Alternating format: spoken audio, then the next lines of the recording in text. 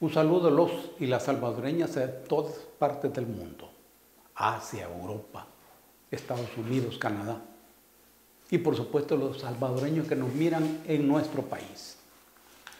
Iniciamos esta presentación refiriéndonos y rendiendo un homenaje al heroísmo, la abnegación, el trabajo de médicos y médicas, enfermeras, enfermeros, personal clínico, personal químico, policías, soldados y los cuerpos públicos que están trabajando en esta guerra contra el virus. Ahí hay mucha entrega, mucho heroísmo y mucho riesgo.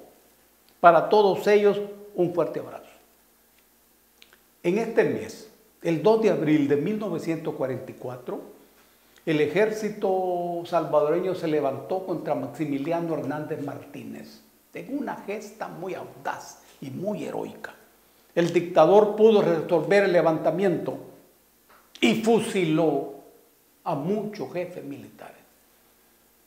Hasta que en mayo, el siguiente mes, se produjo una huelga general que determinó la caída de la dictadura. Rendimos homenaje a los héroes militares que se levantaron contra la dictadura. Un saludo a Lucía, que está cumpliendo en estos días 4 meses, pero ya tiene mucho vigor, mucha fuerza y luz en el cerebro. Un saludo a Alex y a Lourdes, que todo le salga bien. En este mes de abril, pero de 1946, se refundó el Partido Comunista de Honduras. Fue previo a la importante huelga bananera que sacudió los poderes económicos tradicionales de Honduras. Un saludo a los revolucionarios hondureños que hoy trabajan bajo las banderas del Partido Revolucionario Democrático. Saludo a esos luchadores inclaudicables. Muy bien. Un día de estos, en las calles de Roma, allí por el Coliseo, la gente se sorprendió porque encontraron un cadáver. Y nadie sabía de quién era ese cadáver, hasta que se descubrió que era el cadáver de la Unión Europea. Nadie quiso enterrarlo, porque los italianos y otros pueblos de Europa se han dado cuenta que la Unión Europea no sirve para nada en lo que tiene que ver con los intereses de los seres humanos. Y miren lo que ocurrió en las casas de las diferentes ciudades italianas. Se elevaron las banderas de China y se bajaron, y en algunos lugares se quemaron las banderas de la Unión Europea. Esto expresa el nuevo momento por el que está atravesando la humanidad en la construcción de una nueva correlación de fuerzas y la caída del control de Occidente y la elevación del papel de Eurasia. Cuando digo Occidente, estoy diciendo Estados Unidos, Europa, Canadá, Australia y Nueva Zelanda. Ese es Occidente. Gente como nosotros no somos de Occidente. Nosotros somos de la periferia, al igual que Aristóteles en aquellos momentos. Somos gente periférica. En esta crisis del virus, es Occidente el que está terminando. ¿Quién es en esta coyuntura representativa de Occidente? Estados Unidos. Y miren el papel y la situación de los Estados Unidos. Peleando con los otros países europeos por materiales médicos de China y de otros países de Europa, quitándoselos a los otros países. Hace poco, aviones rusos llevaban equipo médico para Italia. Y la OTAN, léase Estados Unidos, le prohibió a Polonia prestar sus espacios aéreos. Era equipo médico para el pueblo italiano. No permitieron. Y el avión ruso tuvo que dar una gran vuelta para llevar a Roma los equipos militares. También a Roma han entrado camiones del ejército ruso con equipo militar, equipo médico. Miren lo que está ocurriendo. Por eso, este es un momento crucial en un viraje que la humanidad está dando. La aspiración es que ese pasado que hoy se derrumba no regrese y que el mundo funcione bajo nuevas reglas y con un nuevo juego. Ahora bien, nosotros, El Salvador, tenemos una coyuntura también especial. Somos un pequeño país, el más pobre, el más atrasado de todo el continente. Y esta pelea contra este enemigo invisible es para nosotros de vida o muerte. Pero ya hay una serie de criterios que hemos de tenerlo en cuenta. En primer lugar, en esta coyuntura aparece la necesidad inquebrantable de que en esta sociedad funcione un aparato de Estado. Desde que se acordó que el mercado rija la sociedad, el Estado ha desaparecido. Estado es un conjunto de aparatos que aseguran un poder permanente, una política permanente, mientras que el gobierno es el equipo humano encargado de administrar el poder de ese Estado. Esta es la diferencia. Cuando el mercado se convierte en el rey en nuestro país, desaparece el Estado. Pero en esta coyuntura, lo que el pueblo ha podido ver meridianamente es que hay un Estado que está dirigiendo la pelea contra el virus, donde hay directrices, donde hay política, en función de resolver la crisis. Y aquí viene un segundo aspecto. En estas directrices que el Estado da, se plantea la confrontación entre la salud y la economía. Por primera vez en la historia, un gobierno decide la política en defensa de la salud, es decir, en defensa de las personas y no en defensa de la economía, es decir, la economía de una minoría poderosa. Porque esto es como el tema de la propiedad. El problema no es la propiedad, porque yo soy propietario de mis zapatos. Soy propietario del peine con que me peino, pero ese no es el problema. El problema es la propiedad sobre los medios de producción. Igual cuando se habla de economía. En una sociedad hay varias economías, varias clases de economías. En El Salvador está la economía del narcotráfico, está la economía informal, está la economía de la pandilla, está la economía de los empleados, la economía de los empresarios chiquitos, medianos y la economía de los grandes. Cuando se habla de la economía se está hablando de esa economía. Siempre ha prevalecido esa economía y siempre ellos han resuelto las crisis a su favor. Esta es la primera vez en la historia en que se decide, sin poner los intereses de esa minoría poderosa en situaciones de privilegio. Este es el punto. Y aquí hay una confrontación política e ideológica.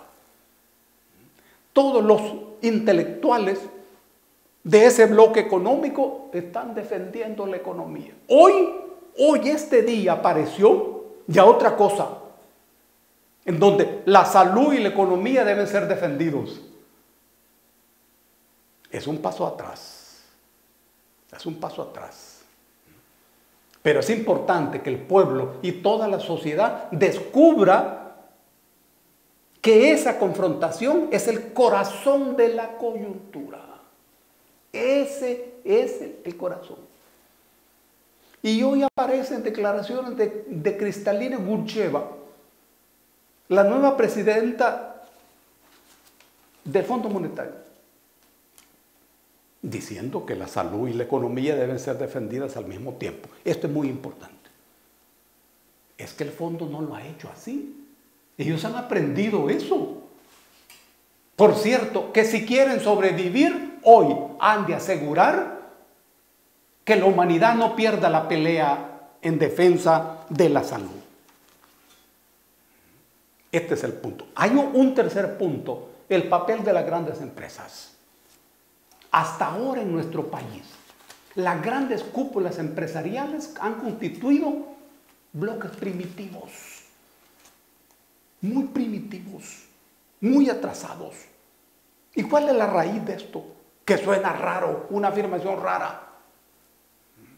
Porque cualquiera puede pensar que los dueños del dinero, los dueños de las tierras, los dueños de las fábricas, son gente moderna o gente avanzadas.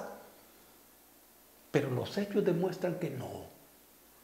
Demuestran que no. Porque si tu cabeza está hecha solo para hacer dinero, no está listo para cosas más grandes y cosas más valiosas. Además hay que saber que en el mundo de hoy hay una lucha contra el trabajo y hay una lucha contra el mismo dinero. Pero esto es algo que lo vamos a ver en otro programa, en un tema que se llama renta básica universal. Esto lo dejamos muy pendiente. Pero esos bloques empresariales no han sido nunca sectores avanzados. Por eso en esta coyuntura no han entendido a tiempo la clave del tema. Porque cuando la presidencia de la República decide darle $300 a gente sin salario, sin empleo, ellos ponen el grito en el cielo. Este bloque empresarial, sin darse cuenta de dos cosas, que es la primera vez en la historia que un gobierno pone en el primer plano a los últimos. Siempre los últimos han estado en el último plano, hoy no. Y cuando la cúpula empresarial rezonga y reclama, no toman en cuenta que esos $300 es para ponerlos a circular en el mismo mercado. Que son millones de dólares circulando. ¿A dónde está la materia gris? Claro, esto nos lleva a otro punto. Que el problema de la lucha contra este virus no solo es un problema de salubridad, es un problema político. Político. Y es un problema político porque tiene que ver con el poder. Mira vos cómo en el marco de la coyuntura la lucha clasista sigue imperturbable. La lucha de los partidos políticos sigue imperturbable. Y mira cómo hay un esfuerzo sostenido de construir un gobierno paralelo al gobierno de Nayib. Fíjate vos, el listado de acuerdos de la Asamblea Legislativa es el afán de construir otro gobierno. ¿De dónde viene esa resistencia? Uno, en primer lugar, de que en El Salvador no se confía en ningún gobierno. Pero ese es un problema histórico, que ningún gobierno se presenta como gobierno capaz, honesto, honrado. Lo hemos dicho más de una vez, que han sido los gobiernos militares los más transformadores y los más honrados. Entonces hay resistencia. Pero, además, está el afán de construir otro poder paralelo. Y es que no son políticos. No se dan cuenta que en una guerra debe haber un mando. Y ese mando debe tener un estado mayor donde se tomen decisiones. Si no perdés la guerra, si no haces eso, perdés la guerra. Claro, vos tenés derecho de criticar. Eso es así. Y el gobierno está en la necesidad de tomar en cuenta las observaciones críticas que se le hagan. El gobierno necesita formar equipos de trabajo, equipos de estudio, equipos de discusión, pero sobre la marcha. En una guerra, las decisiones se toman sobre la marcha. No puede haber remanso. Los tiempos están corriendo.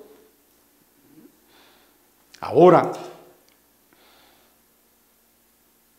hay otro aspecto que es el que tiene que ver con los intereses directamente de la gente. Se les ha dado $300. Y eso está bien, muy bien. Pero como la lucha contra el virus es un problema político, tiene que ver con la capacidad de las comunidades de desempeñar un papel político libre, eficiente, fáctico. Un papel político libre, eficiente y fáctico. Por eso es político.